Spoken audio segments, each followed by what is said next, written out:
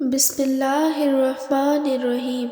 شروع اللہ کے نام سے جو بڑا مہربان نہایت رحم والا ہے۔ السلام علیکم۔ صلو علیہ وآلہ، صلو علیہ وآلہ۔ آپ صلی اللہ علیہ وسلم نے فرمایا، مسلمان وہ ہے جس کی زبان اور ہاتھ سے مسلمان بچے رہیں، اور مہاجر وہ ہے جو ان کاموں کو چھوڑ دے جن سے اللہ نے منع فرمایا۔ ابو عبداللہ امام بخاری نے فرمایا اور ابو معاویہ نے کہ ہم کو حدیث بیان کی داؤد بن ابی ہند نے، انہوں نے روایت کی عامر شعبی سے، انہوں نے کہا کہ میں نے سنا عبداللہ بن عمرو بن عاص سے۔ لوگوں نے پوچھا، یا رسول اللہ، کون سا اسلام افضل ہے؟ تو نبی کریم صلی اللہ علیہ وسلم نے فرمایا، وہ جس کے ماننے والے مسلمانوں کی زبان اور ہاتھ سے سارے مسلمان سلامتی میں رہیں۔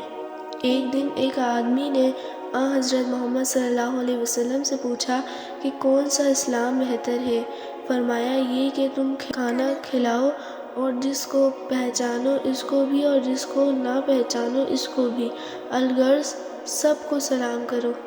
حضرت محمد صلی اللہ علیہ وسلم نے فرمایا، تم میں سے کوئی شخص ایماندار نہ ہوگا جب تک اپنے بھائی کے لیے وہ نہ چاہے جو اپنے نفس کے لیے چاہتا ہے۔ بے شک رسول کریم صلی اللہ علیہ وسلم نے فرمایا، قسم ہے اس ذات کی جس کے ہاتھ میں میری جان ہے، تم میں سے کوئی بھی ایماندار نہ ہوگا جب تک میں اس کے والد اور اولاد سے بھی زیادہ اس کا محبوب نہ ہو جاؤں۔ نبی کریم صلی اللہ علیہ وسلم نے فرمایا، 3 خصلتیں ایسی ہیں کہ جس میں یہ پیدا ہو جائے اس نے ایمان کی مٹھاس کو پا لیا۔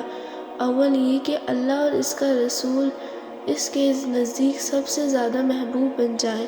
دوسرا یہ کہ وہ کسی انسان سے محض اللہ کی رضا کے لیے محبت رکھے۔ تیسرے یہ کہ وہ کفر میں واپسی لوٹنے کو ایسا برا جانے جیسا کہ آگ میں ڈالے جانے کو برا جانتا ہے۔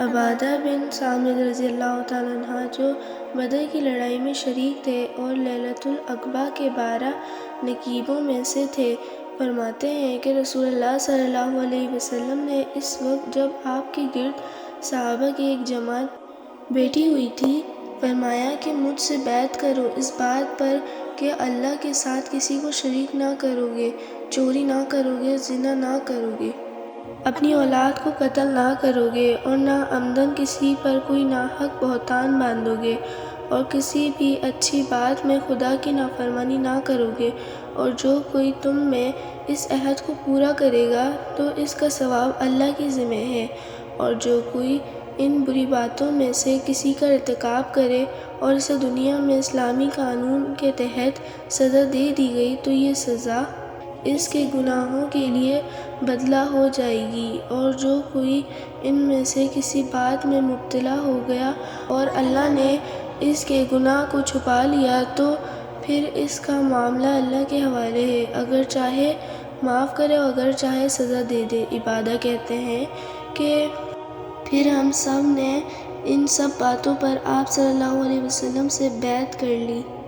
رسول اللہ صلی اللہ علیہ وسلم نے فرمایا، وہ وقت قریب ہے جب مسلمان کا سب سے عمدہ مال اس کی بکریاں ہوں گی جن کے پیچھے وہ پہاڑوں کی چوٹیوں اور برساتی وادیوں میں اپنے دین کو بچانے کے لیے بھاگ جائے گا۔ رسول اللہ صلی اللہ علیہ وسلم لوگوں کو کسی کام کا حکم دیتے تو وہ ایسا ہی کام ہوتا جس کے کرنے کے لوگوں میں طاقت ہوتی۔ اس پر صحابہ رضی اللہ تعالیٰ عنہ نے عرض کیا، یا رسول اللہ، ہم لوگ تو آپ جیسے نہیں ہیں، آپ تو معصوم ہیں اور آپ کی اللہ پاک نے اگلی پچھلی سب لغزشیں معاف فرما دی ہیں، اس لیے ہمیں اپنے سے کچھ زیادہ عبادت کرنے کا حکم فرمائیے۔